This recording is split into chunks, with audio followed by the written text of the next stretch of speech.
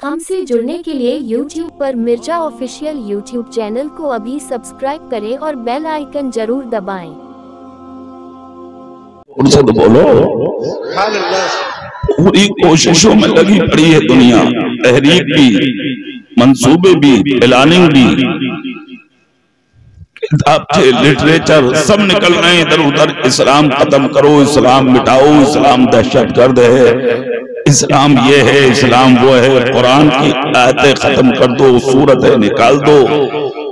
मगर खुदा का शुक्र है जो ऐसी आवाजें निकाल लेते वो खुद ही निकलते चले जा रहे हैं, इस्लाम बढ़ता चला जा रहा है, इस्लाम बढ़ता चला जा रहा है। अल्लाह अल्लाह अल्लाह अल्लाह, सुभान अल्लाह सुभान अल्लाह, माशाअल्लाह। ये ताईद गैबी है इस दीन के साथ, गैबी ताईद है इस इस्लाम के साथ। माशाअल्लाह, इसमें कोशिश आपकी नहीं है,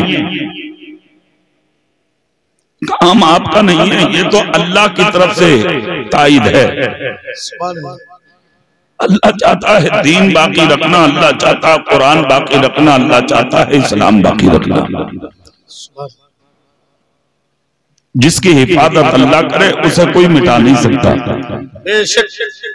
जिसको अल्लाह मिटाए उसे दुनिया में कोई बचा नहीं सकता। सच सच, हजार कोशिशें की हैं लोगों ने और कर रहे हैं आज भी।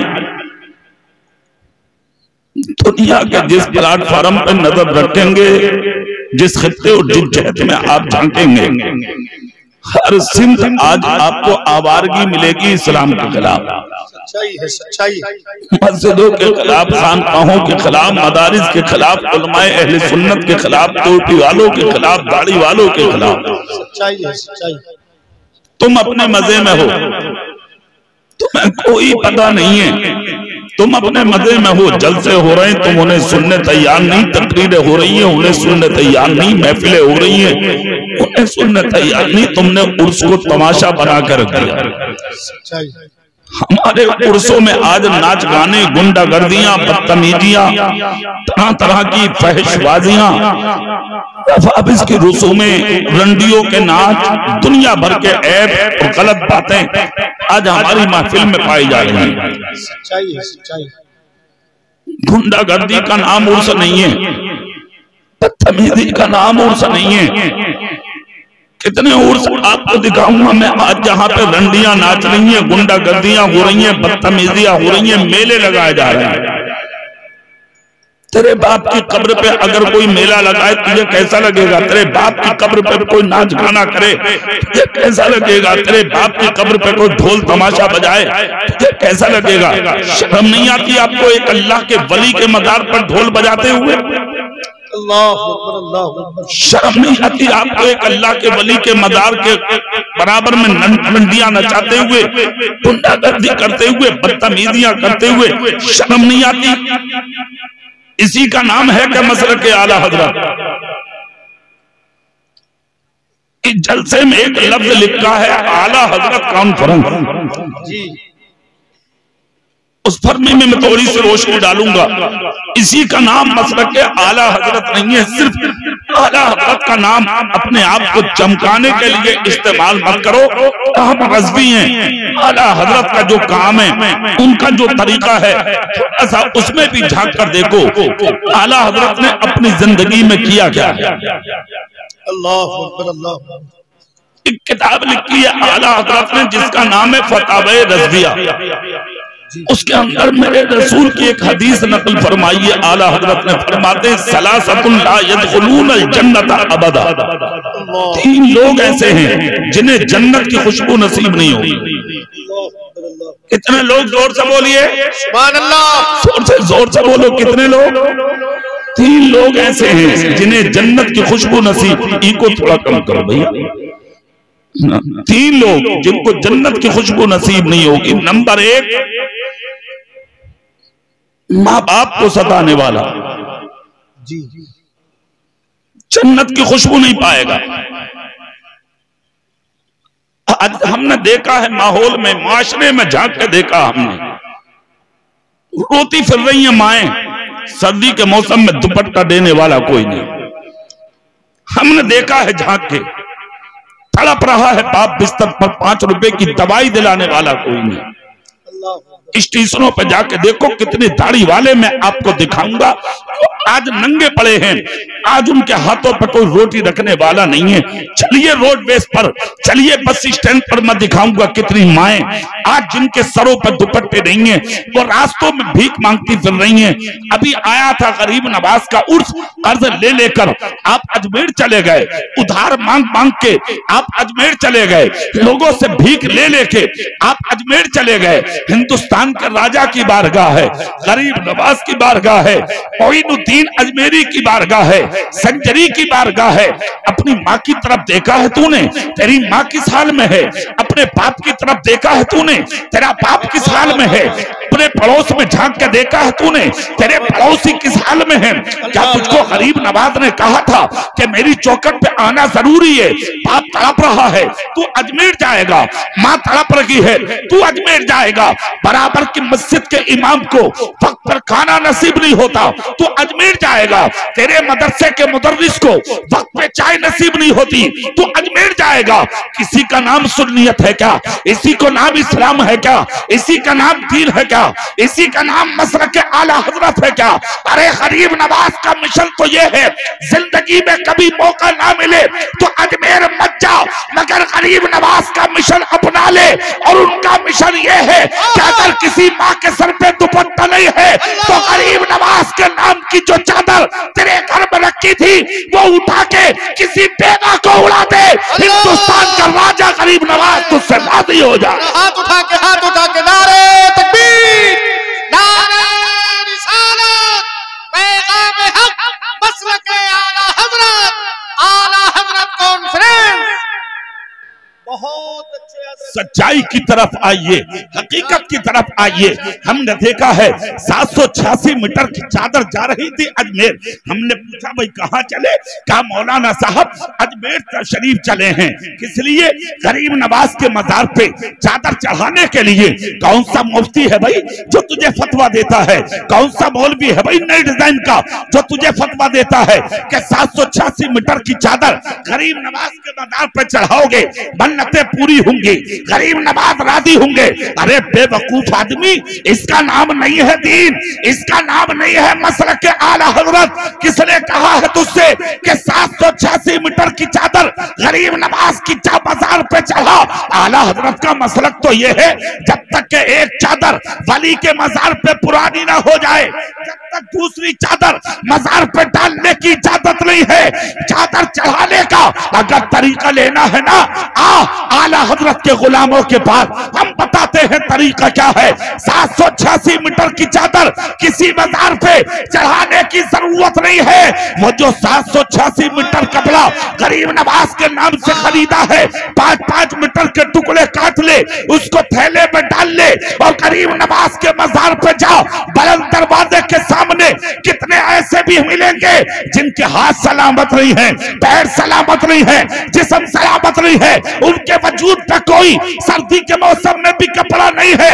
वो 5-5 मीटर के टुकड़े उन मोहताजों के बदन पे डाल दे।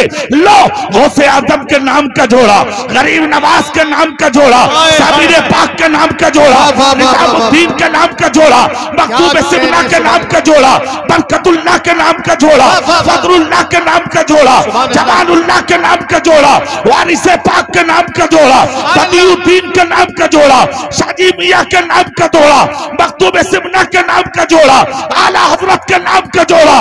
एक जोड़ा अगर किसी गरीब के बदन पर सही माना में पड़ गया, हिंदुस्तान के मजार का हर वली तो राजी हो जाएगा। ये मतलब है। क्या अच्छा पैगाम है। सुभान अल्लाह, सुभान अल्लाह, जिंदाबाद।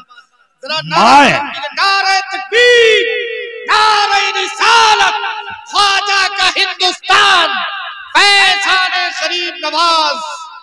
माए भूखी पड़ी है घर में, आप देखने वाला कोई नहीं, और मजारों पे लाखों की चादरें, इसलिए कि दुनिया में नाम कमाना है ना तुझे। नेताजी की चादर जा रही है। अरे बारे बा लुच्चे, तेरे बाप का है क्या दीन? तेरे बाप का है क्या इस्लाम? सारी जिंदगी इबादत कर, चादर तो अलग रख, सारी जिंदगी इबादत कर, सारी जिंदगी रियादत कर, सारी जिंदगी बंदगी कर, सारी जिंदगी तकवा कर, सारी जिंदगी परहेजगारी कर। यहाँ की मस्जिदों में नहीं, चला जा खाना काबा में, सर रगड़ रगड़ के मर जा, खुदा खुदा कह के जिंदगी तमाम कर ले, तेरा कोई सजदा उस वक्त तक कबूल नहीं होगा जब तक तेरी माँ तुझसे राजी ना हो जाए। हाथ उठाओ, हाथ उठाओ, पूरी ताकत से बोलो। जितने लोग सामने खड़े हैं, सामने मेरे नाम पर नहीं, अपने रसूल के नाम पे फौरन बैठ जाओ, बैठ जाओ। अल्लाह तौफीक दे, मैंने नबी का नाम लिया है तुम्हारे सामने, बैठ जाओ। जो कौम अपने नबी के नाम पर ना बैठे वो किसके नाम पर बैठेगी? जलसा बर्बाद मत करो, समझो इनकी अहमियत को। मर जाओगे, कब्र में जाओगे, तब तुम्हें जलसों की अहमियत का पता लगेगा कि जलसों की अहमियत क्या थी, एक आलिम की आमद की अहमियत क्या थी, मदरसे के मुदर्रिस का मकाम क्या था, मस्जिद के मुसल्ले पर खड़े होके 2 रकात नमाज पढ़ाने वाले इमाम का तकद्दुस क्या था। यह तुझे उस दिन पता लगेगा जिस दिन तुम मर के कब्र में पहुंचेगा। पूरा मजमा सुभान अल्लाह बोलो और जोर से। माँ माँ है माँ, सारी जिंदगी कर इबादत, कोई सस्ता कबूल ना होगा जब तक तेरी माँ तुझसे राजी ना हो जाए। करबत बदल रहा है बाप, आज देखने वाला कोई नहीं, बिस्तर पर तड़प रही है माँ, देखने वाला कोई नहीं, मजार की मिट्टी उठा उठा के खा रहा। मेरे बाप का इस्लाम, अबे कौन सा मुफ्ती है वो, लाओ मेरे सामने। कौन सा मौलवी है वो, लाओ उठा के मेरे सामने, जिसने मजार की मिट्टी को खाना तेरे लिए बता दिया कि मुश्किलें आसान। माँ को मार दे ठोकर, बाप को मार दे ठोकर, बेवकूफ। वो मुफ्ती भी जाहिल है, तू भी जाहिल है जो तुझे ऐसा रास्ता दे रहा है। सच्चा रास्ता ये है, अगर चाहता है अल्लाह का वली राजी हो जाओ तो पहले बाप को राजी कर ले। जिस दिन बाप ने मुस्कुरा के देख लिया मजार का हर वली तुझसे राजी हो जाए। क्या अच्छा है, सच्चा दीन समझो, सच्चा इस्लाम समझो। आज बाप को कोई दवाई दिलाने वाला नहीं है, कोई नहीं नजर आता जो आज बाप को सीने लगा ले, आज माँ को सीने लगा ले। क्या समझ लिया आपने? हाथ में प्याला लेके भीख मांग रहे हैं। हाँ, हाफिज जी दुआ कर दो, कारी साहब दुआ कर दो, मौलाना साहब दुआ कर दो, मुफ्ती साहब दुआ कर दो, पीर साहब दुआ कर दो। पीर भी ऐसा ही मिल गया फटिया, उजड पीर जाहिल, जिसे पता ही नहीं है कि दीन क्या है। आज पीर भी बिखरे फिर रहे हैं। हाँ, मुरीद कम पड़ गए, पीर ज्यादा। और पीरों ने पार्टियां बना दी, बोले ये इलाका मेरा, ये तेरा, ये बिरादरी मेरी, ये तेरी, तेरे बाप का दी। मर मर पहले, पहले मर, जब पता लगेगा तुझे कि सच्चाई क्या, हकीकत क्या है वो सुन। हाथ में प्याला लेके भीख मांगते हो, दुआ करो। अगर एक जुमला इस मिंबर से मैं देकर जा रहा हूं, सुन। दुआ के लिए दिल की जरूरत है, दिल की। और दुआ के लिए जो दिल अल्लाह ने तेरी माँ के सीने में रखा है, वो दिल किसी मौलवी के सीने में नहीं हो सकता। अगर दुआ कराना है तो अपनी माँ को राजी कर ले, अपनी माँ को खुश कर ले। अल्लाह की कसम, अगर तेरी माँ ने खुश होकर किसी बात पे तेरे सर पे हाथ रख के अगर तुझे जन्नत ही कह दिया, तुझे जन्नत में जाने से फिर कोई रोक नहीं सकता। वाह वाह वाह वाह, बेशक, सुभान अल्लाह, सुभान अल्लाह। माँ बाप को सताने वाला, जन्नत की खुशबू, जोर से बोलो जन्नत की खुशबू, जोर से पीछे वाले भी बोलो जन्नत की खुशबू। नंबर 2, शराब का पीने वाला। सुनो सुनो जलसे का मकसद, शराब का पीने वाला जन्नत की खुशबू नहीं पाएगा। हाँ, तो शराब भी फैशन में आ गई। हाँ, जूस की जगह पी रहे हैं, जूस की जगह शादियों में, मंगनियों में, पार्टियों में चल रही है। और मौलाना साहब से कह रहा, मौलाना साहब आप क्या जानो ये जूस है, नई शराब और चलिए, नहीं, उसका नाम रख दिया लोगों ने बियर। मौलाना साहब ये शराब थोड़ी है, जूस है। मूत को जूस बता रहा, तेरे बाप का है क्या दीन? समझो समझो, इस्लाम समझो। मौलवियों को इस दौलत की वजह से हकारत से मत देख, यही दीन का आलिम है।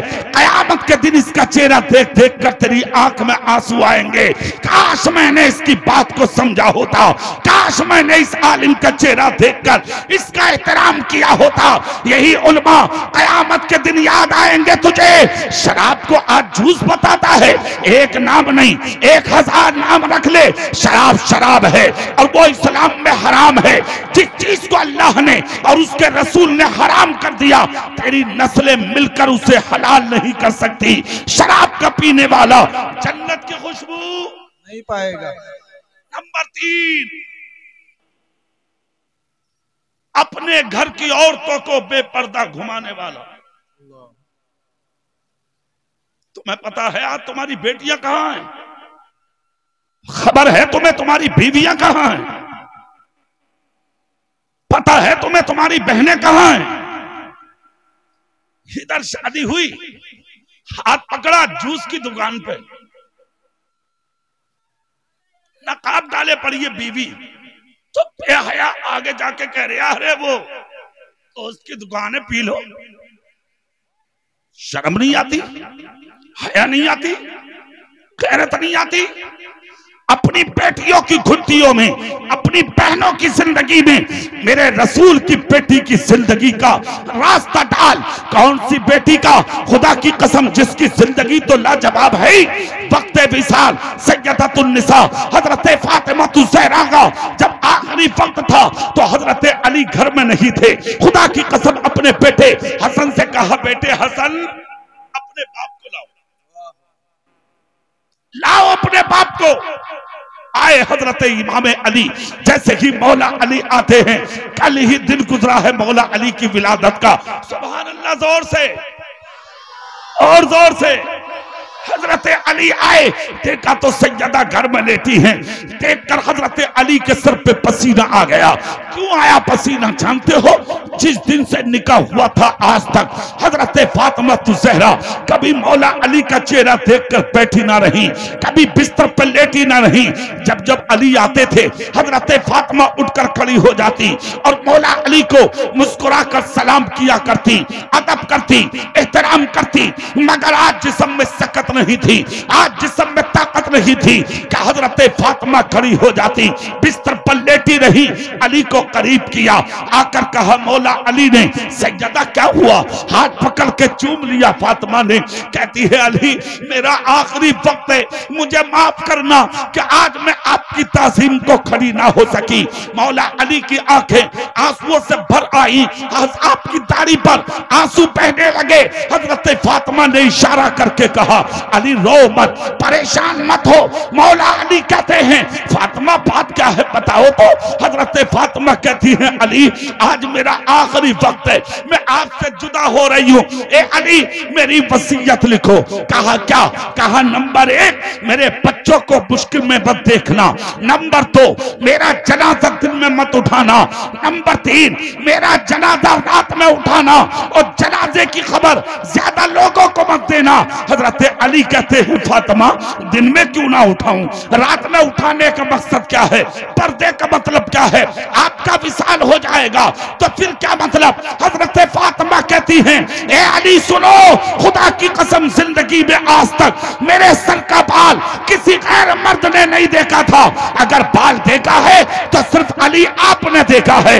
मैं नहीं चाहती कि विसाल के बाद भी मेरा चेहरा कोई गैर मर्द देखे या मेरा वजूद देखे, इसलिए जनाजा रात में उठाना ताकि विसाल के बाद भी फातिमा के वजूद को कोई गैर आदमी देखना।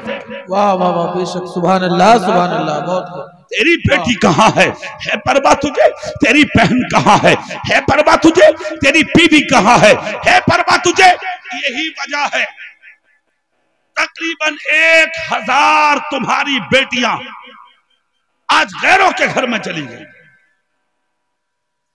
खता उनकी बताते हो, उनकी हुकूमत है, उनकी बादशाहत है, जिसकी लाठी उसी की भैंस। ऐसा नहीं है, गलत फहमी में है तू।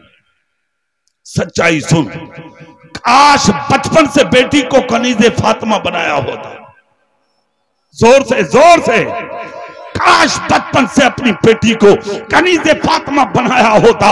सूखी रोटी खा के जी लेती, तेरी इज्जत का जनाजा ना निकालती, फटा पुराना दुपट्टा ओढ़ के जी लेती, मगर तेरी इज्जत का जनाजा ना निकालती।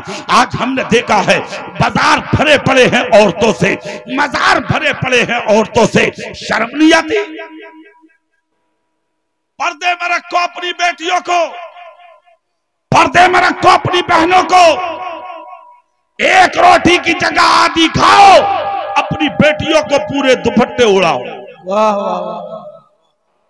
तालीम हासिल कराओ अपनी बच्चियों को, मगर ऐसे कॉलेज, ऐसे स्कूल, ऐसी यूनिवर्सिटी, ऐसे उलूम व फनून की ब्रांच तलाश करो जहां पर्दों का इंतजाम हो, जहां बच्चियों की बेपर्दगी ना हो सके, जहां तालीम भी हो, उनकी तरबियत भी हो, जहां इस्लाह भी हो और उनके पर्दे का माकूल इंतजाम भी हो।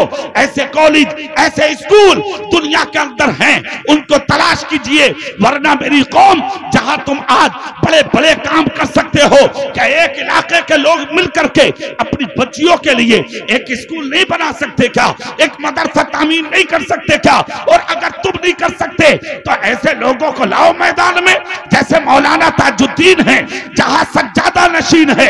जब इतना बड़ा ओहदा अपने हाथों से दे दिया, अपना कायद बना लिया तुमने, अपना सरबराह बना लिया तुमने, अपने सर का ताज बना लिया तुमने, एक अल्लाह के वली की गद्दी दे दी तुमने, तो इन्हीं के सर पर जिम्मेदारी डालो कि हजरत हम सब आपके साथ हैं। जहां हमारे बेटों की तालीम का इंतजाम किया है, वहीं पर बेटियों को भी कनीज़े फातिमा बनाने का इंतजाम कीजिए। वाह वाह वाह, बेशक सुभान अल्लाह। नारे तकबीर, नारे रिसालत, उर्से मुक़द्दस, फैज़ाने आला हजरत कारी मोहम्मद इकबाल रज़ा साहिब। पूरी दुनिया में आज एक इनकलाब है इस्लाम के खिलाफ। मुसलमानों को सताओ, मुसलमानों पर जुल्म करो। तुम्हारी बेटियों के खिलाफ मुहिम चल रही है, मुहिम। सोशल मीडिया पे जो एक्टिव है लोग वो अच्छे से जानते हैं, फेसबुक की दुनिया में जो एक्टिव है वो अच्छे से जानते हैं। एक गिरोह तैयार किया गया है तुम्हारी बच्चियों को बहकाने के लिए। तो कोई मैसेज आज उनके नंबरों पे छोड़ते हैं, उनको कॉल करना, उनको मैसेज करना, उनके व्हाट्सएप पे चैटिंग करना और उन बच्चियों को, सीधी सादी लड़कियों को अपने चुंगल में लेकर के उनका धर्म परिवर्तन कराना, दौलत का लालच देना, मकान का लालच देना, सैर और तफरी का लालच देना और तुम्हारे घरों से निकाल करके आज उन्हें अपनी बना लेना। एक मुहिम चालू है। मगर हैरत होती है मुझे कि 25 साल तक हमने अपनी बच्ची को पाला, 25 साल तक हमने बच्ची को परवरिश किया, 25 साल तक हमने अपनी बच्ची को खिलाया। आज वो बेटी तुम्हारे घर से निकल के जाती क्यों है भाई? क्यों कचहरी में तेरे खिलाफ जाती है?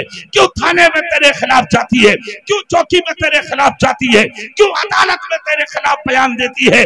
क्यों वीडियो बनाकर सोशल मीडिया पर डालती है?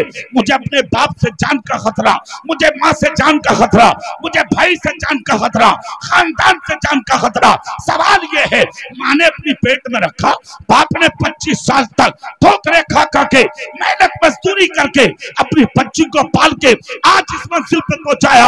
आज बच्ची तेरे खिलाफ जाती है। सवाल यह है कि क्यों? इस पर कभी गौर किया तुमने?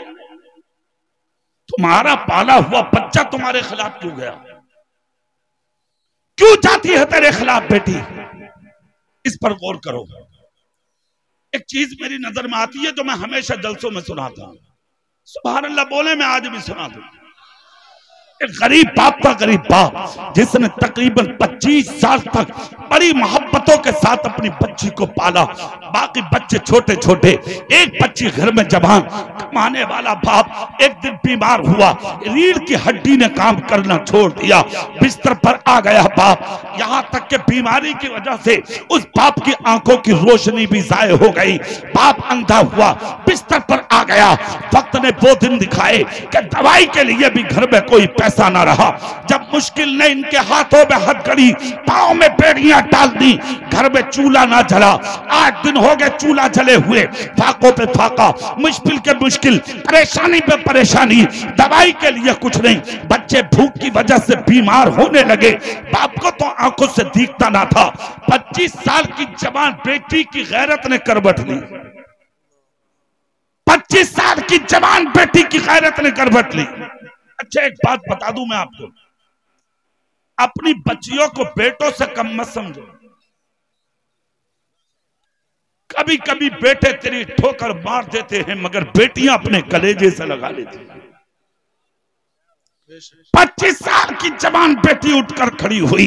एक तरफ तो उसने अपने बाप को देखा कि मेरा बाप दवाई की वजह से बीमार होता चला जा रहा है, एक तरफ बच्ची ने देखा मेरे छोटे छोटे बहन भाई हैं जिनको 6-7 दिन से खाने तक नसीब ना हुआ, चूल्हे में आग तक न जली। ऐसा ना हो कि मेरा कोई बहन या भाई भूख की वजह से कहीं मर ना जाए। अल्लाह अल्लाह, बच्ची से देखा ना गया। 25 साल की जवान बच्ची अपने भाई बहन से बताए बगैर, अपने बाप की इजाजत के बगैर सर से पांव तक पर्दा करके अपने घर से निकलकर चली गई और शहर की उस मार्केट में पहुंची कि जिस मार्केट में औरतें अपना जिस्म बेचकर गैर मर्दों के हवाले करके कुछ पैसा कमाती थी और पैसा कमा के वो औरतें अपना घर चलाती थी। 25 साल की ये गरीब बाप की बेटी भी जाकर उसी लाइन में हाथ बांध कर खड़ी हो गई। वक्त आदमी को किसी भी मंजिल पे पहुंचा देता है। हमेशा याद रखना, अपनी जिंदगी पे कभी घमंड मत करो, अपनी जिंदगी पे कभी तकब्बुर मत करो, अपनी जिंदगी पे कभी इतराओ मत। इसलिए कि ऊंचा भी अल्लाह बनाता है, इंसान को नीचा भी अल्लाह बनाता है, अमीरी भी अल्लाह देता है, गरीबी भी अल्लाह देता है। अल्लाह जिसे चाहता है मोहताज बना देता है, अल्लाह जिसे चाहता है कौम का ताजदार बना देता है। वाह वाह वाह, बेशक बहुत खूब। सुनिए आप, 25 साल की बेटी जाकर बाजार की मार्केट में हाथ बांधे खड़ी है। लोग आते रहे, लड़कियां खरीद खरीद के जाते रहे, लोग आते रहे, औरतें खरीद खरीद के जाते रहे। सुबह से शाम तक जो हुस्न वाली थी, हुस्न की मलकाएं थी, उन्हें ले लेकर लोग जाते रहे। ये बच्ची दोपहर तक खड़ी रही, कोई खरीदने नहीं आया। शाम हो गई, कोई नहीं आया, यहां तक कि दिन मुकम्मल हो गया, फिर भी कोई नहीं आया। जब इसके करीब खरीदने के लिए कोई ना पहुंचा, दिन जैसे ही मुकम्मल होता है, 25 साल की जवान बच्ची की आंखों से आंसू निकल गए कि घर में तो फाका था ही, आज इस बाजार में भी मेरे हुस्न का कोई खरीदार नहीं। एलाउंसर ने ऐलान कर दिया, आज की मार्केट मुकम्मल। जिसे जो खरीदना था वो खरीद कर चले गए। अब जो औरतें उन लड़कियां बाकी रह गई हैं वो आज नहीं कल आएंगी। इतना सुनना था। ये 25 साल की जवान बच्ची भी अपने चेहरे पर नकाब डालकर निकल पड़ी। चलते चलते कहां पहुंची? अपने घर में। जैसे कि दरवाजे में कदम रखा, अंधा बाप, नाबीना बाप, लागर बाप, नकाहत का मारा बाप, मुश्किल सदा बाप बिस्तर से उठा और अपनी बच्ची के कदमों की अक्कासी से महसूस करके आगे बढ़ा। बढ़कर कहा, शायद मेरी बच्ची आ गई, मेरी बेटी आ गई।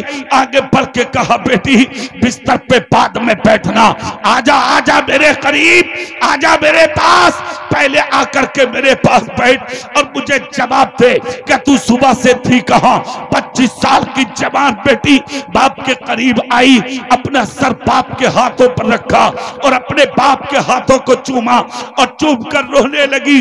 बाप ने सर पे हाथ रख के कहा, बेटी रोवे मत, पहले ये बता दे बात क्या है। 25 साल की जवान बच्ची बोली, अब्बा माफ करना, माफ करना, माफ करना। कहा, बेटी बाकी बातें बाद में होंगी, जवाब दे तू सुबह से थी कहा। मजबूर बाप की मजबूर बच्ची बोली, अब्बा जान 8 दिन से चूल्हे में आग न जली, आपको वक्त पर दवाई न मिली, आप आंखों से अंधे हैं, आज तक बहुत किया था आपने, हमारी और अपनी अपनी औलाद की खातिर, मगर आज वक्त ने मजबूर किया कि आज आपकी आंखों में उजाला ना रहा, आपकी कमर नकाहत की वजह से टूट गई। हमारे घर में कुछ भी नहीं था जो मैं पका के अपने छोटे छोटे बहन भाई को देती और उनकी जान को बचाती। मुझे खतरा महसूस हुआ कि भूख की वजह से मेरा कोई भाई मर ना जाए, भूख की वजह से मेरी कोई बहन मर ना जाए। ए अब्बा जान, इस वजह से मैं आज आपकी इजाजत के बगैर शहर की उस मार्केट में गई जहां औरतें अपने जिस्म की फरोशी करती हैं, जिस्म फरोशी करती हैं, अपना जिस्म गैरों के हवाले करके कुछ पैसा कमा के अपना घर चलाती हैं। आज आपकी बेटी भी उसी मार्केट में गई थी, इतना जब कहा बीमार बाप बिस्तर से उठकर खड़ा हो गया, खड़े होकर कहा बेटी बाकी बातें बाद में होंगी, सच बता क्या कोई खरीदार आया, क्या किसी ने बात की, क्या किसी ने तेरी कीमत लगाई, क्या किसी ने तेरे हुस्न पर तुझे कुछ पैसा दिया। इतना जब कहा तो 25 साल की हुस्न की मलका बाप के हाथ को चूम के बोली अब्बा जान अफसोस इसी बात का है जो कम हुस्न वाली थी उन्हें अच्छी कीमत में लोग लेकर चले गए, खरीदना तो बड़ी बात, आपकी बेटी को किसी ने नजर उठा के भी बाजार में नहीं देखा।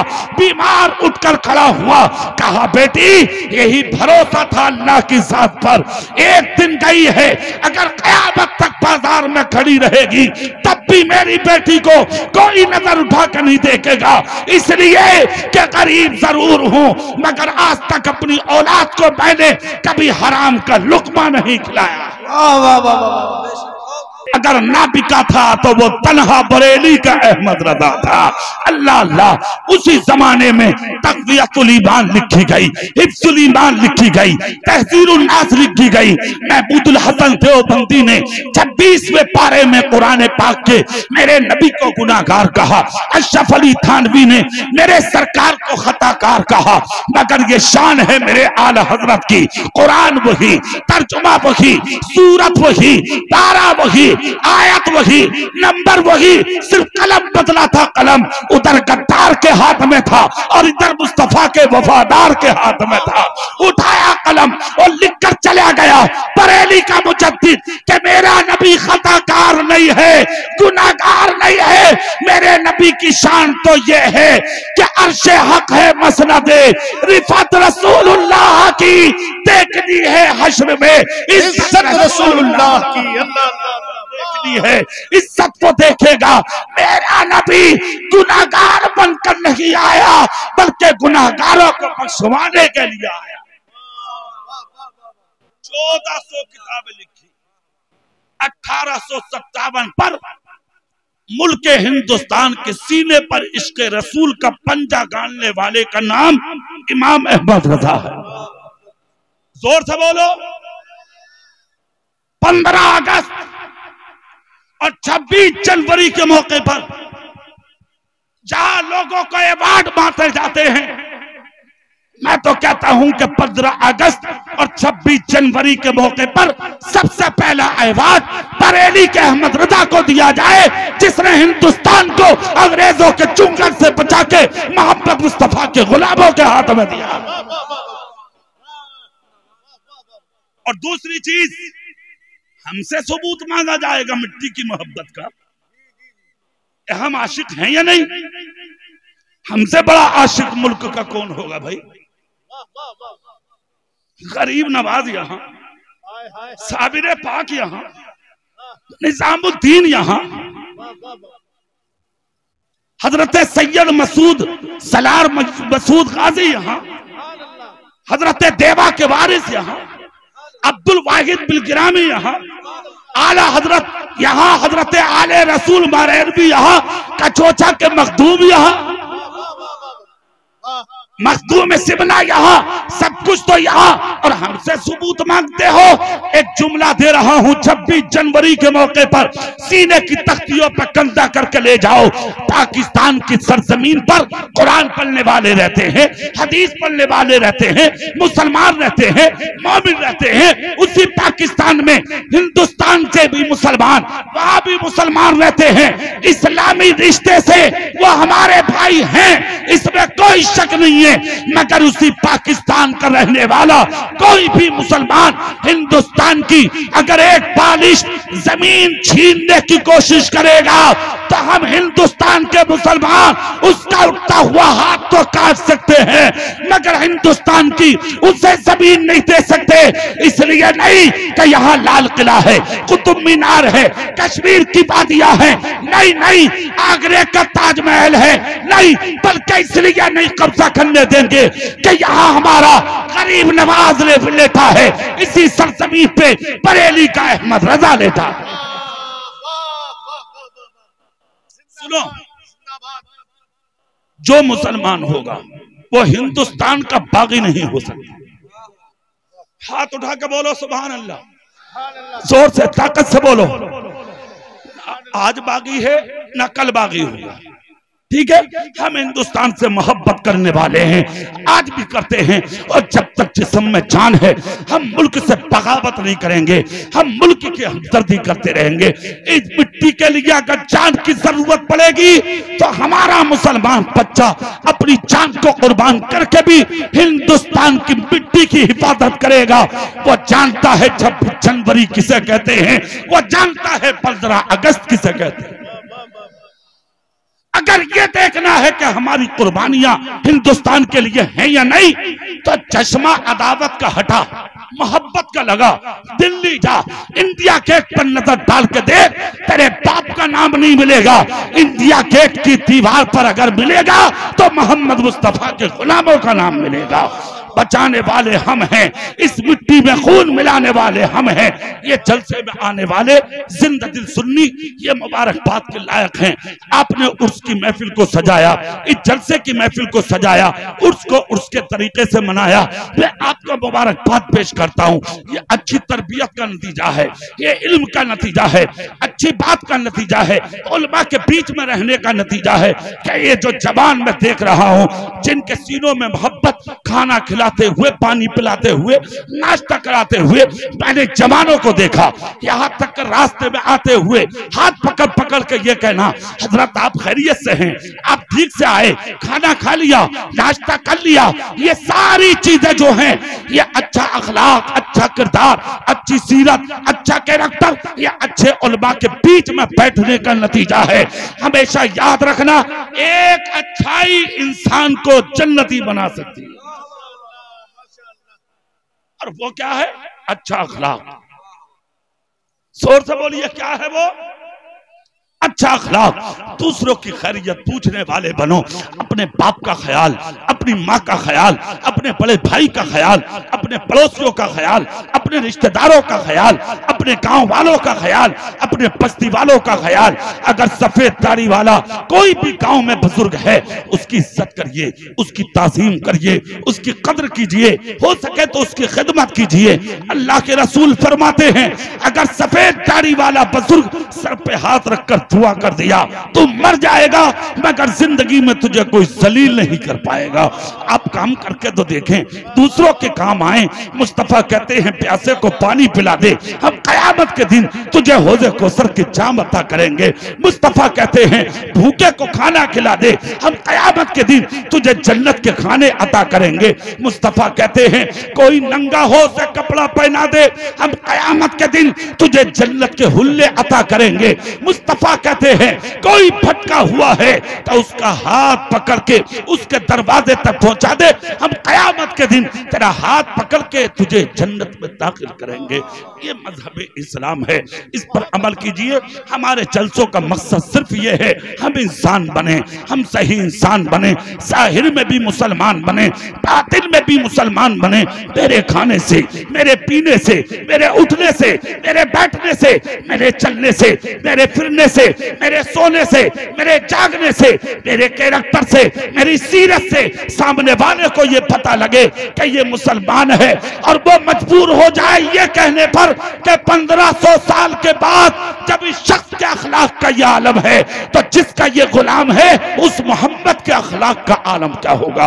अल्लाह ताला आपके जलसे को कबूल फरमाए।